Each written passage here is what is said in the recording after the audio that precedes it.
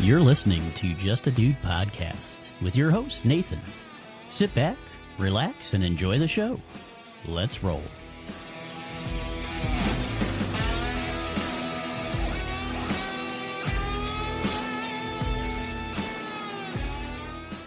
Yo, what's good, everybody? Welcome back to Just a Dude in the News on Just a Dude podcast. I'm your host, Nathan, just a regular guy breaking down the biggest stories hitting the U.S. from July 18th to today, July 25th, 2025.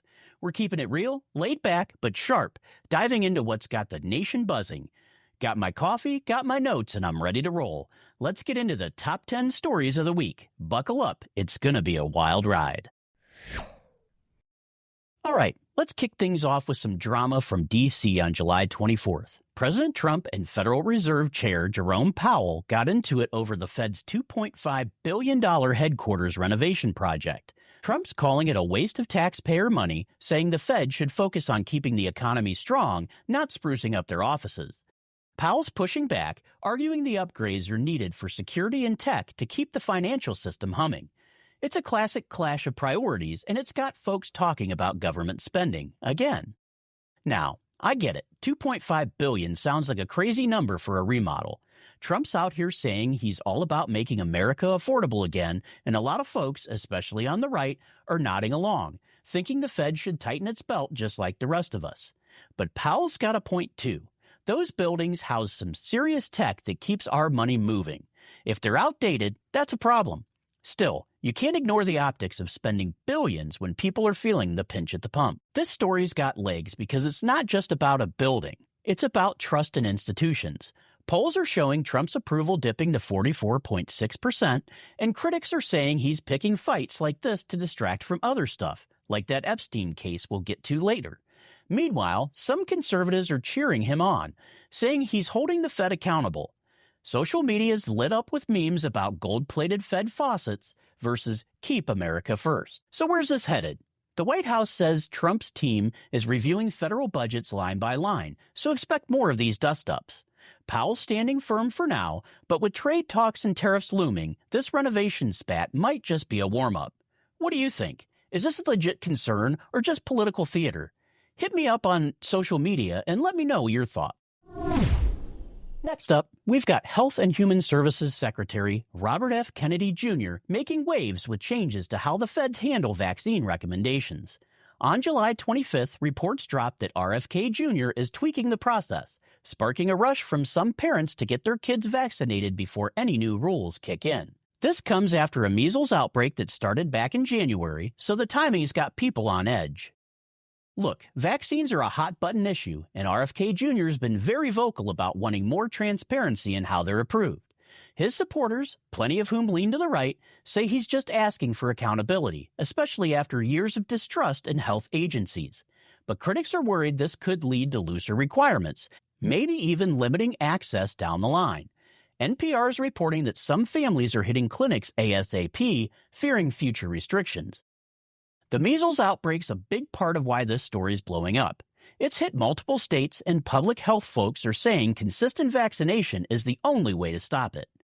RFK Jr.'s changes aren't banning vaccines or anything, but they're shaking up the advisory process, which has some doctors nervous. On X, you've got folks praising him for questioning the system, while others are calling it reckless. It's a divide, man. What's next? The administration's saying it's all about giving people choices, but with Trump's push to cut healthcare costs, there's talks of paring back Medicaid too. That's got some worried about medical debt piling up for families. This one's going to keep simmering, so keep an eye on it. Do you have thoughts on vaccine or RFK Jr.'s moves? Drop me an email. Let's talk about it. All right, moving on to higher education. On July 24th, Columbia University agreed to pay over $200 million in a federal settlement to unlock funding that got frozen amid some controversy. This deal's a big deal because it lets Columbia keep its federal contracts and grants, which are huge for research and student aid. Both sides are claiming a win here, but it's got people talking about government oversight of universities. The backstory's a bit messy. The feds are looking into Columbia's foreign funding, part of a broader Trump administration push to crack down on colleges with ties to certain countries. Some on the right are all for this, saying it's about national security and keeping foreign influence out of our schools. But Colombia is arguing they've been transparent, and this settlement proves they're in the clear. This story is resonating because it touches on bigger issues, like how much control the government should have over universities. Social media is buzzing with posts from students and professors worried about academic freedom, while others are like, hey, if you're taking foreign cash, you better be ready for scrutiny. The deal also sets a precedent, so other schools might be sweating right now. What's the vibe moving forward? Trump's team is doubling down on auditing colleges, so expect more of these showdowns. Colombia is back to business, but the debate over foreign influence isn't going away anytime soon. If you're a student or just care about education, this one's worth watching. What's your take? Hit me up. Let's keep this conversation going. All right, let's talk tech. On July 24th, President Trump rolled out new AI policies that set some strict rules for companies wanting to do business with the feds. Think requirements for data security, transparency, and keeping AI development on U.S. soil. The goal? Protect national interests and keep America ahead in the tech race. But it's got Silicon Valley sweating a bit. The right's loving this, saying it's about time we got tough on tech giants and made sure AI doesn't get hijacked by foreign powers. Trump's been vocal about wanting American innovation to lead, and these policies tie into his America First vibe. But some tech folks are worried it's too heavy-handed, maybe stifling startups or pushing companies to move operations overseas to dodge the new rules. X is popping off with reactions. You've got tech bros crying about red tape, while others are like, good, keep our tech secure.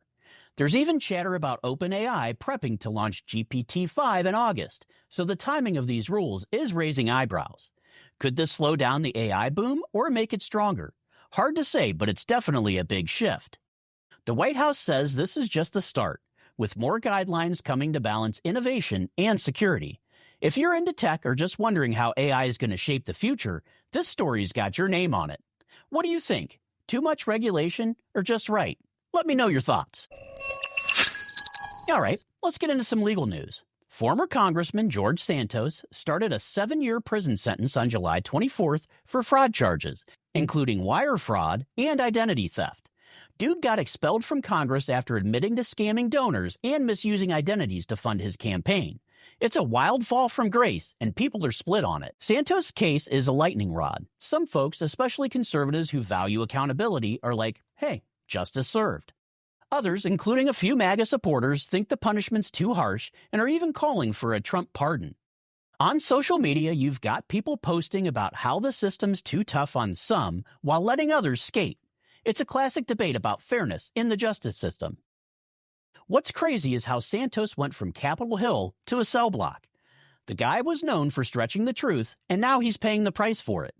The story is also sparking talk about campaign finance laws and whether they need a serious overhaul. Nobody's saying Santos is a saint, but some argue the rules are so complex it's easy to trip up. Where's this going? Well, Santos is locked up, but the chatter about a pardon isn't dying down. With Trump's focus on shaking up the system, who knows what could happen? If you've got thoughts on Santos or the justice systems, slide into my DMs on all my social media. I'd love to carry on the conversation. Next, we're moving on to a big one for anyone with student loans. On July 24th, Trump signed a major overhaul of the federal student loan system, impacting nearly 43 million borrowers. The details are still rolling out, but it's aimed at simplifying repayment and cutting some federal oversight. Supporters say it's about giving borrowers more freedom, but critics are worried it could mean less protection. This is a win for a lot of conservatives who've been pushing to scale back the education department. They argue the old system was bloated and trapped people in debt forever. Trump's team is framing this as a way to make college more affordable in the long run, but Democrats are saying it might screw over low-income borrowers who rely on forgiveness programs. On social media, you've got borrowers freaking out, some stoked about lower payments, others worried about losing their safety nets.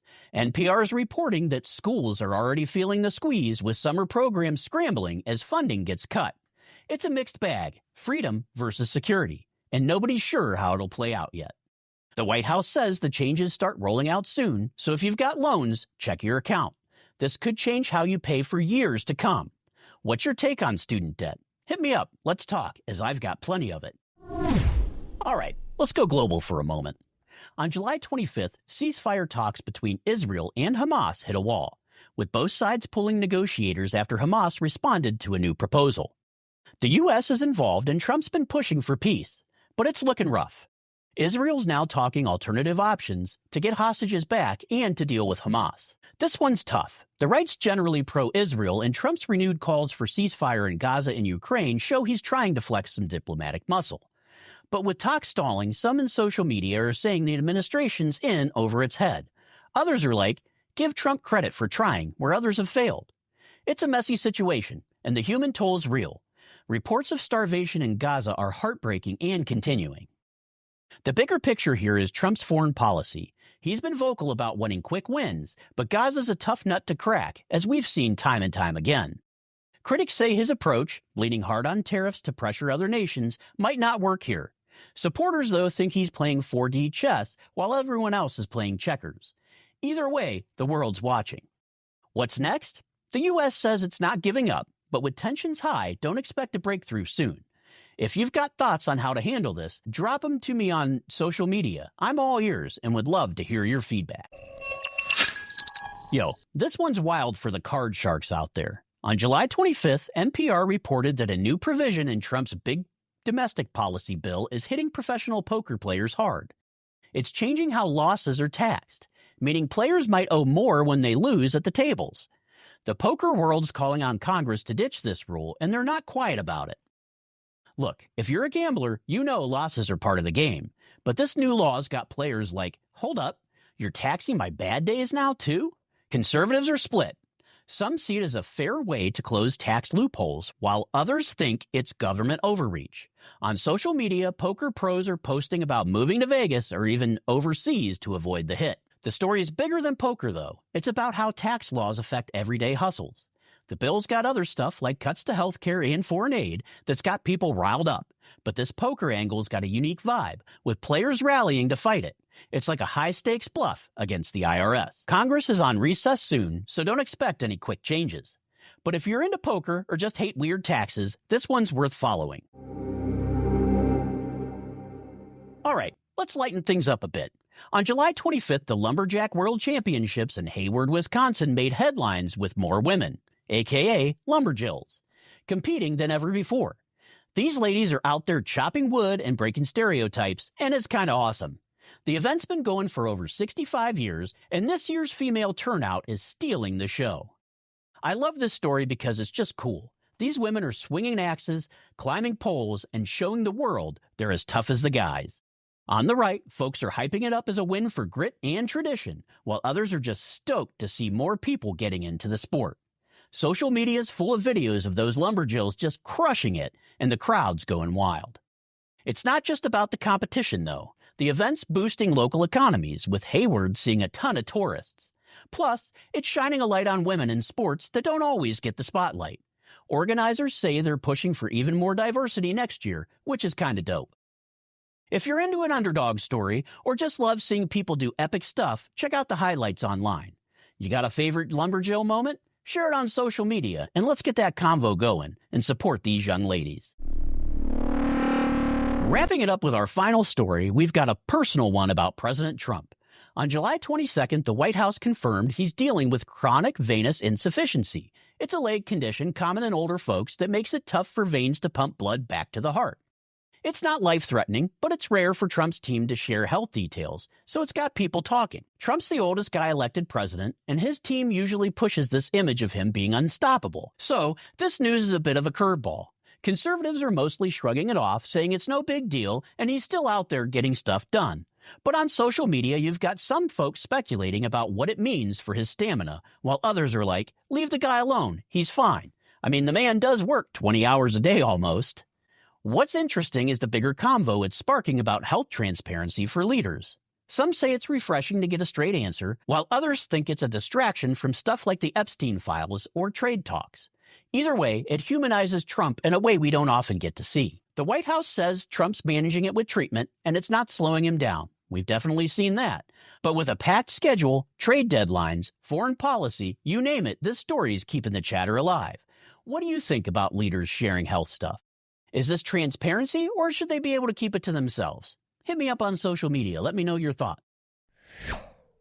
All right, that's a wrap on the top 10 news stories from July 18th to the 25th of 2025.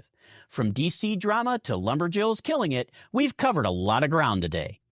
Thanks for hanging out with me, Nathan, on Just a Dude in the News for your quick weekly news update on Just a Dude podcast.